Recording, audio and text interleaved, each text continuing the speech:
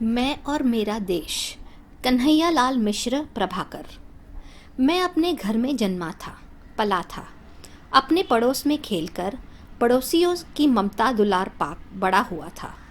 अपने नगर में घूम फिरकर वहाँ के विशाल समाज का संपर्क पा, वहाँ के संचित ज्ञान भंडार का उपयोग कर, उसे अपनी सेवाओं का दान दे, उसकी सेवाओं का सहारा पा, और इस तरह एक मनुष्य से एक भरा पूरा नगर बनकर मैं खड़ा हुआ था।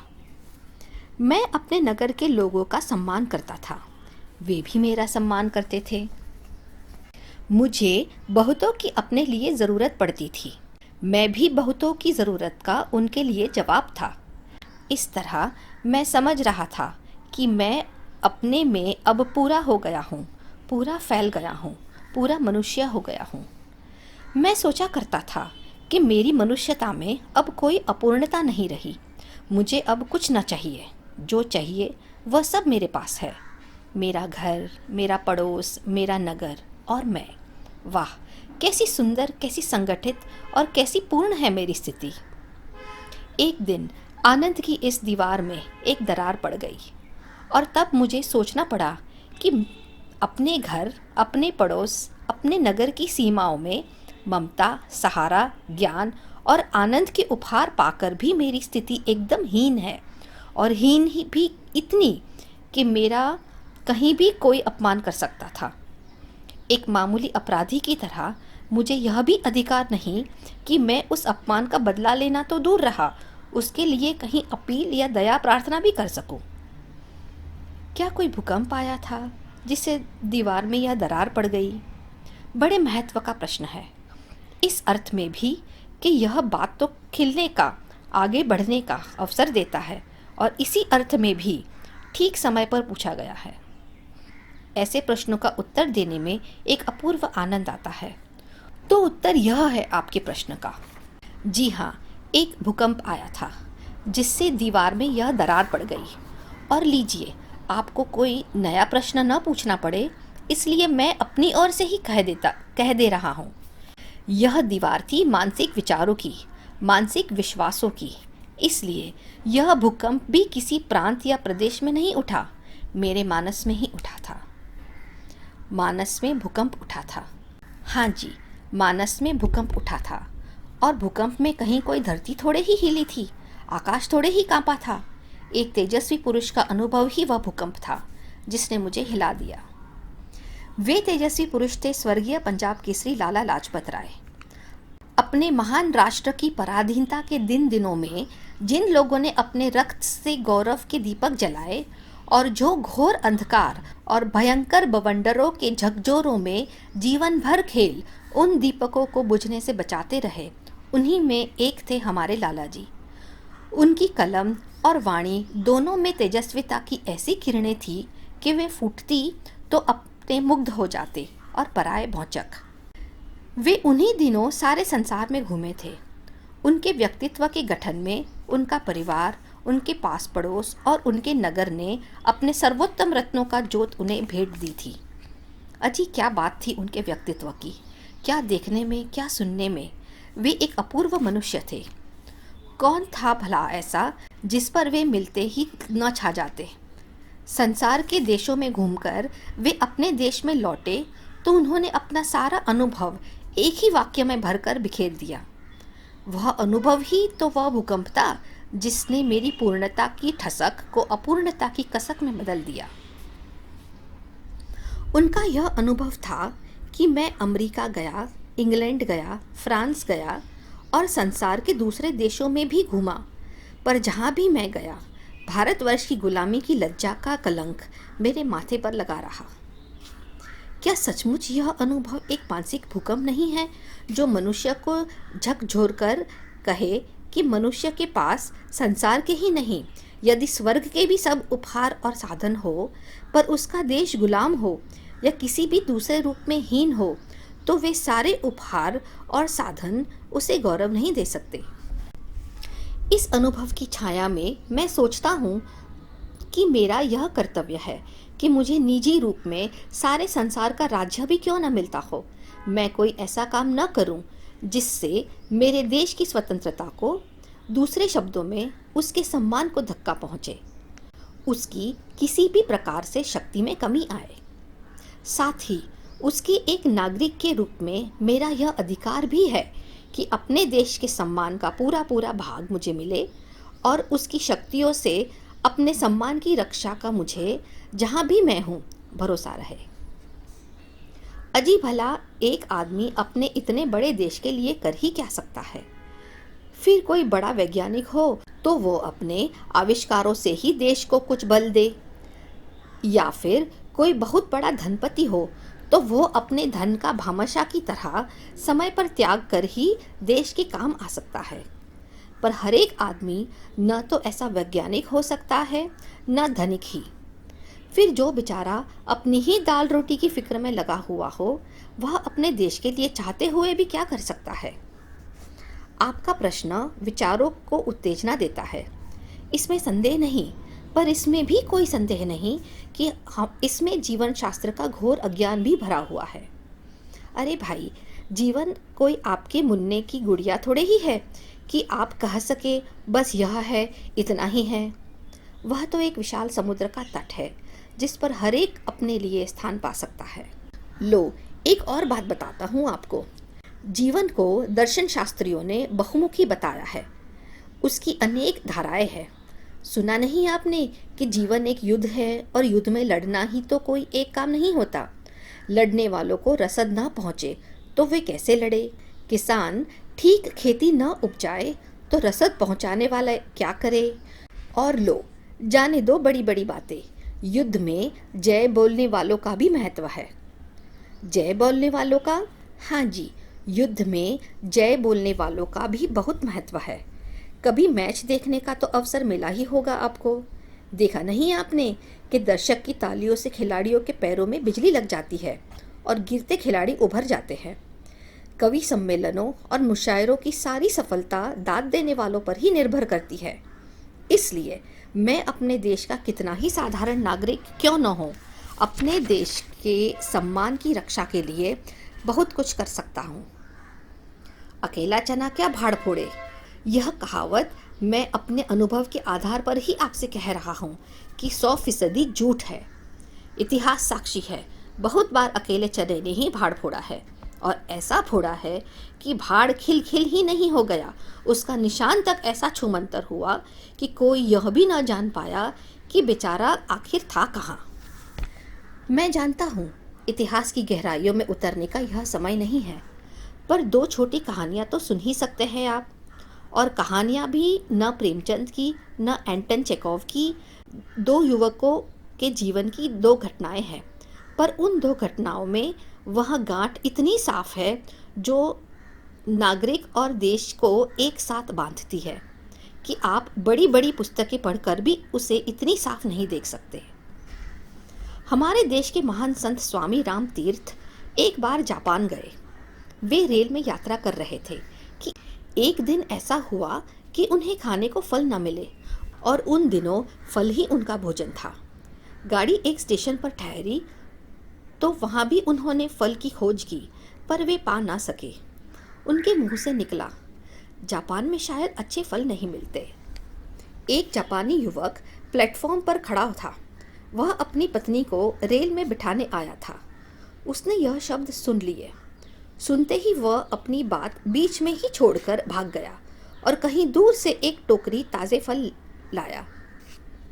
वे फल उसने स्वामी रामतीर्थ को भेंट करते हुए कहा, लीजिए, आपको ताज़े फलों की ज़रूरत थी। स्वामी जी ने समझा कि यह कोई फल बेचने वाला है और उनके दाम पूछे, पर उसने दाम लेने से इनकार कर दिया। बहुत आग्रह करने पर उसने कहा, आप इनका मूल्य देना ही चाहते हैं तो वह यह है कि आप अपने देश में जाकर किसी से यह न कहिएगा कि जापान में अच्छे फल नहीं मिलते। इस गौरव की ऊंचाई का अनुमान आप दूसरी घटना सुनकर ही पूरी तरह लगा सकेंगे। एक दूसरे देश का निवासी एक युवक जापान में शिक्षा लेने आया। एक दिन वह सरकारी पुस्तकालय से कोई पुस्तक पढ़ने को लाया। इस पुस्तक के कुछ दुर्लभ चित्र थे। ये चित्र उस युवक ने पुस्तक में से निकाल लिए और पुस्तक वापस कराया। किसी जापानी विद्यार्थी ने यह देख लिया और पुस्तकालय को उसकी सूचना दे दी। पुलिस ने तलाशी लेकर वे चित्र उस विद्यार्थी के कमरे से बरामद किए और उस विद्यार्थी को जापान से निकाल दिया गया। मामला यहीं तक रहता तो कोई बात न थी, अपराधी को दंड मिलना ही चाहिए।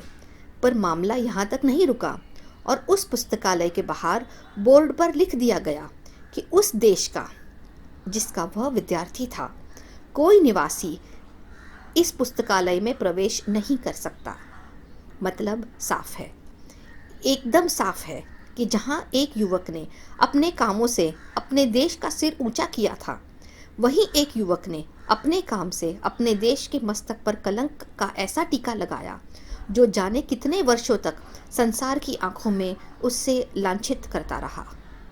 इन घटनाओं से क्या यह स्पष्ट नहीं है कि हर एक नागरिक अपने देश के साथ बंधा हुआ है और देश की हीनता और गौरव का ही फल उसे नहीं मिलता, उसकी हीनता गौरव का फल भी उसके देश को मिलता है। मैं अपने देश का एक नागरिक हूँ और मानता हूँ कि मैं अपना देश हूँ। जैसे मैं अपने लाभ और सम्मान के लिए हर एक छोटी छोटी बात पर ध्यान देता हूँ, वैसे ही मैं अपने देश के लाभ और सम्मान के लिए भी छोटी छोटी बात पर ध्यान दूँ। यह मेरा कर्तव्य है और जैसे मैं अपने सम्मान और साधनों से अपने जीवन में सहारा पाता हूँ, वैसे ही देश के सम्मान और साधनों से ही सहारा पाऊँ। यह मेरा अधिकार है। बात यह है कि मैं और मेरा देश दो अलग चीज़ें तो है ही नहीं। मैंने जो कुछ जीवन में अध्ययन और अनुभव से सीखा है वह यही है कि महत्व किसी कार्य की विशालता का नहीं है, उस कार्य के करने की भावना में है। बड़े से बड़ा कार्य हीन है यदि उसके पीछे अच्छी भावना नहीं है, और छोटे से छोटा कार्य भी महान है यदि उसके पीछे अच्छी भावना है। महान कमाल पाशा उन दिनों अपने देश तुर्की के राष्ट्रपति थे। राजधानी में उनकी वर्षगांठ बहुत धूमधाम से मनाई गई। देश के लोगों ने उन दिन लाखों रुपये के उपहार उन्हें भेंट किए।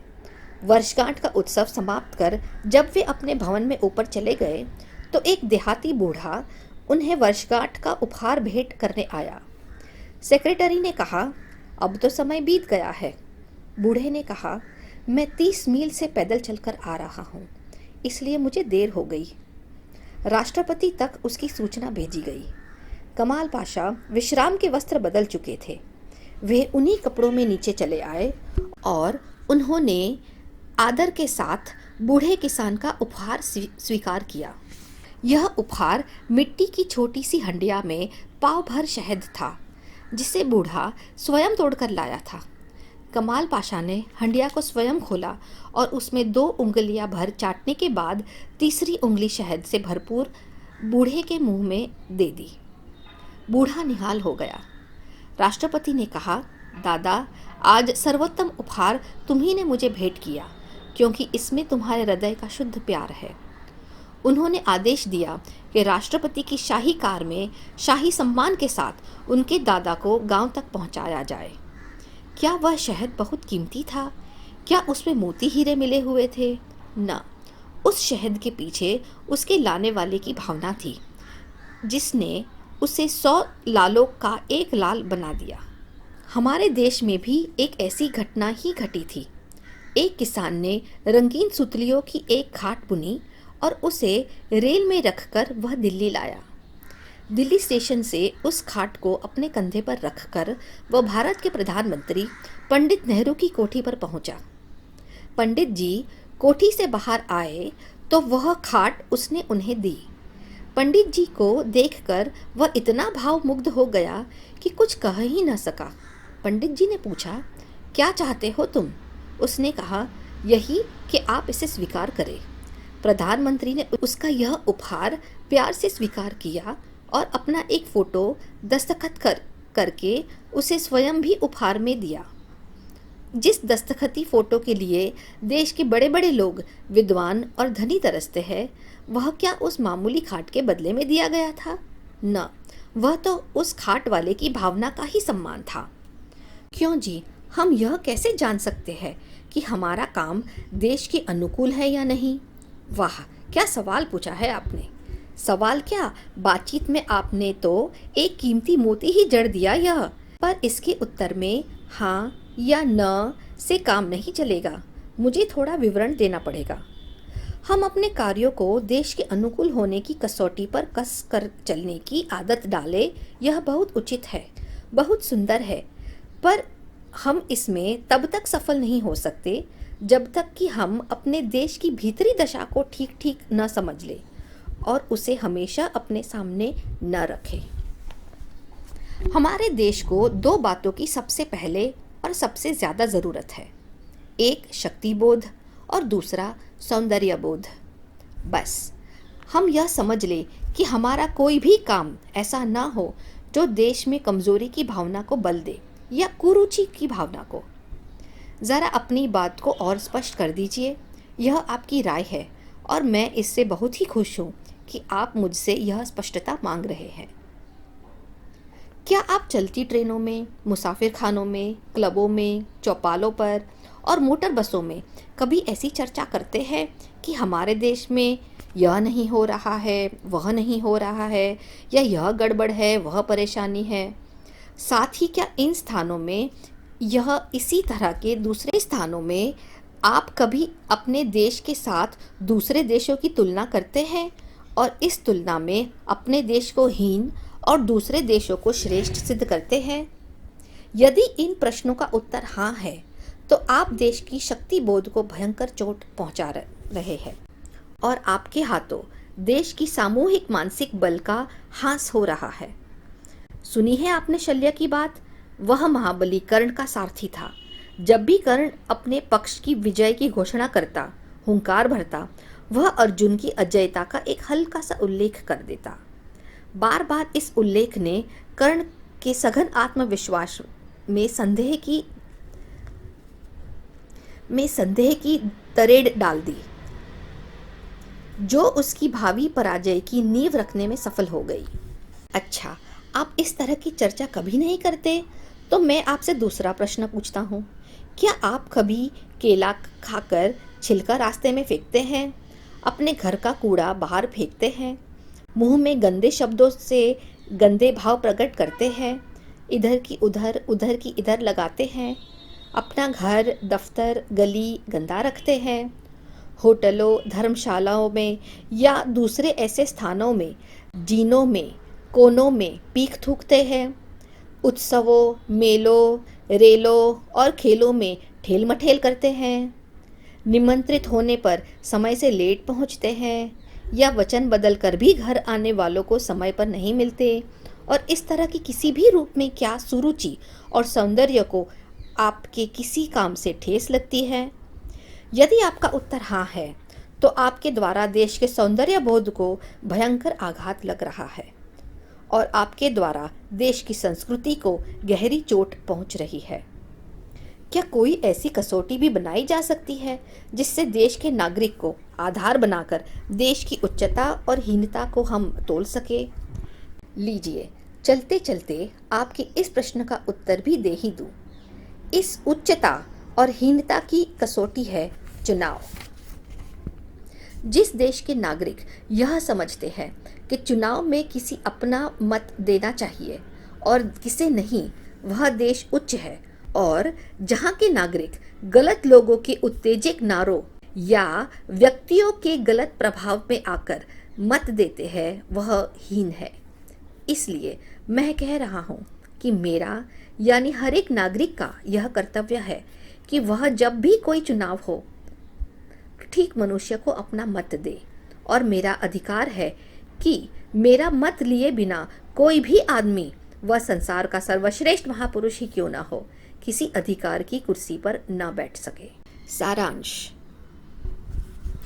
मैं और मेरा देश कन्हैयालाल मिश्र प्रभाकर की एक देश प्रेम की भावना से ओतप्रोत निबंध है।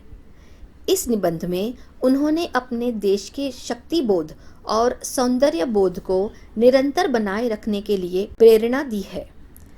अपनी वैचारिकी को प्रस्तुत करते हुए उन्होंने उदाहरणात्मक घटनाएं व कथाएं भी संदर्भित की है। जापान देश के साथ संबंध दोनों घटनाएं देश के शक्ति बोध और सौंदर्य बोध को बढ़ाने वाली है। जिन कार्यों अथवा कथनों से हम स्वदेश की बजाय विदेश का गुणगान करते हैं, उन्हें श्रेष्ठतर सिद्ध करते हैं, उनसे हम अपने ही देश की क्षति पहुंचाते हैं। सार्वजनिक स्थलों पर बैठकर अपने देश की निंदा करके हम अपने देश की शक्ति को कम करते हैं। सरल, सरस, रोचक व भावात्मक शैली में प्रस्तुत यह निबंध राष्ट्र निर्माण की प्रक्रिया में महत्वपूर्ण माना गया है।